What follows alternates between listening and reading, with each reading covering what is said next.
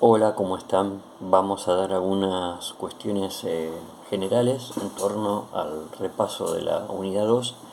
y la integración de la misma con los contenidos de la unidad 1, pensando ya en lo que corresponde a la primera evaluación domiciliaria del año. Bien, como primer punto hemos trabajado con un conjunto de temas que podemos articular de la siguiente forma. Por un lado, la conformación de la polis desde una mirada más de tipo de proceso histórico, que podemos ver presentada centralmente con los textos de Monedero. En paralelo a este recorrido histórico se puede analizar el mismo teniendo en cuenta los textos que revisan cómo se fue constituyendo la tradición poética a lo largo del periodo arcaico, es decir, tanto de la épica de los poemas homéricos como de una poesía que hemos denominado más cercana a una de corte antiaristocrático, que podemos pensar que se inicia con Hesíodo y por supuesto adquiere su máxima referencia dentro de la variedad de lo que se ha denominado poesía lírica, ¿no es cierto? Entonces, en ese marco podemos ver que tanto el análisis del recorrido histórico como el de las propias fuentes que constituyen ese recorrido histórico y lo fundamentan, tenemos un primer segmento para pensar las características generales del proceso de organización y desarrollo en torno a la polis arcaica, ¿no es cierto? Por otro lado, teniendo en cuenta también las cuestiones que se han trabajado desde el punto de vista económico-político, también nos da ciertos factores estructurantes del proceso de organización de la polis, y en paralelo al mismo hemos trabajado también con un marco de referencia más específico en torno a las dos entidades políticas más fuertes del periodo histórico que estamos hablando, que son primero Esparta, que ha tenido un rol hegemónico ya desde tiempos tempranos, y por otro lado, por supuesto, de Atenas, que a partir del siglo VI va a comenzar a transformarse en una potencia de segundo orden que va a alcanzar una supremacía en el siglo V. Y el tercer elemento es poder revisar todo esto desde una mirada más contextual, desde el ámbito mediterráneo, donde podemos pensar que el proceso de colonización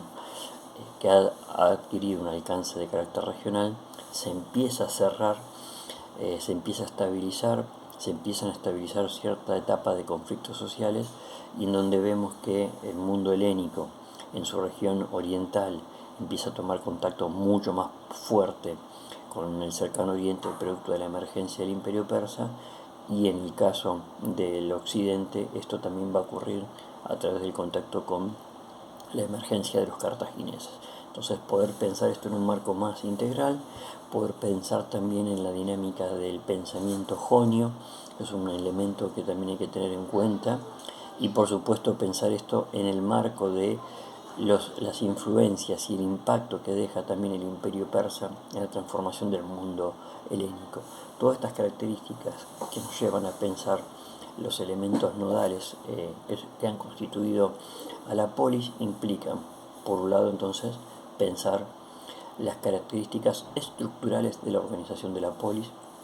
Dos, la dimensión espacial a través de la que se conforma la misma desde el proceso de colonización, entendiendo la civilización helénica como un espacio más amplio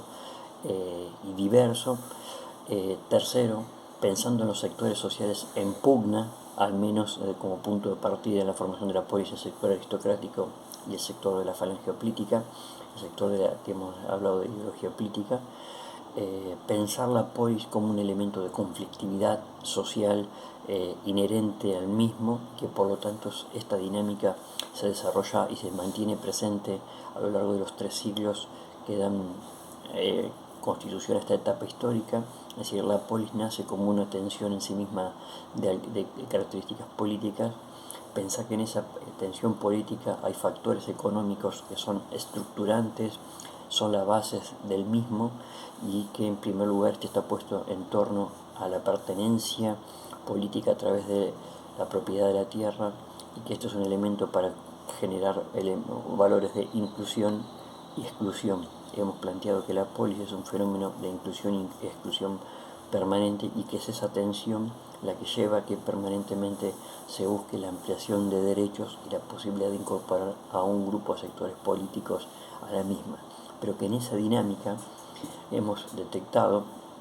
que esta es una dinámica que solamente es de los varones y que muchas veces se pierde como punto de partida pensar el rol que ocupan las mujeres en la dinámica de la polis y tratar de hacer una revisión para no pensarlas como un elemento lateral o de anexo, sino pensar de forma constitutiva lo que ha implicado su exclusión del aspecto político y qué instrumentos, qué elementos de agencia se pueden pensar para revisar la historia de las mujeres al interior de la ciudad y por supuesto en la especificidad del periodo arcaico, es decir, la mirada sobre las mujeres en Esparta, las transformaciones que adquieren las mujeres en Atenas en relación al matrimonio en la transición del siglo VI y por supuesto todo lo que aporta Safo para pensar una particularidad de la enseñanza, de la paideia de las mujeres, al menos en sectores aristocráticos, en el ámbito del litoral asiático helénico, ¿no? Como una particularidad para pensarlas con las otras mujeres. Es en este marco en el que tenemos que pensar las transformaciones que se han dado al interior de la polis y poder definir la misma de forma clara y que esa definición nos permita pensar ciertos elementos que la estructuran en su origen del siglo IX y VIII, pero que también nos permiten pensar si estas trazas de continuidad hasta llegar al periodo arcaico y su finalización en el siglo V. Y en ese lugar la especificidad de Esparta, producto de esa conquista inicial que ha tenido y cómo ésta ha de alguna manera estructurado su sociedad, se contrapone con el proceso histórico que se desarrolla en Atenas en el siglo VI de transformaciones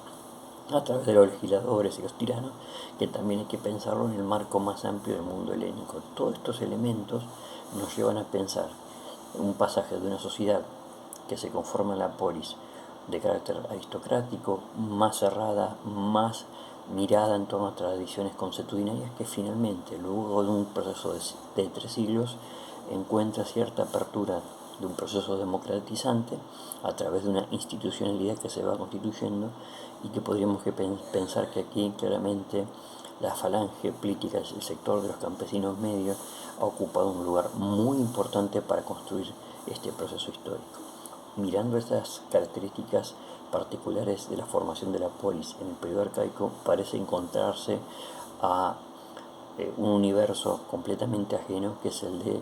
los palacios cretomicénicos. Entonces lo que tenemos que tratar de pensar acá es qué vínculos hay de continuidad, qué elementos podemos constituirnos en nuestra estructura de análisis para pensar los elementos de continuidad. El trabajo de la tierra, la comunidad campesina, el espacio geográfico que se habita y ciertas identidades y elementos de tradiciones culturales en torno al ámbito mediterráneo y por supuesto, al menos desde el periodo micénico, la cuestión de la lengua, de una suerte de cosmovisión que se piensa constituir, pueden ser elementos para permitirnos pensar ciertos puntos de contacto entre el periodo cretomicénico y el periodo arcaico mediante esos 4 siglos de discontinuidad política e histórica que parecen significar los mal llamados siglos oscuros y el lugar que ocupa Troya, la tradición oral y la tradición poética para constituir y organizar esta memoria, es decir, buscar las pistas que nos permitan poder construir la especificidad del periodo cretomicénico, la especificidad del periodo arcaico y buscar los puntos de contacto que clarifiquen continuidades y rupturas para la conformación de este proceso histórico. Les mando un abrazo.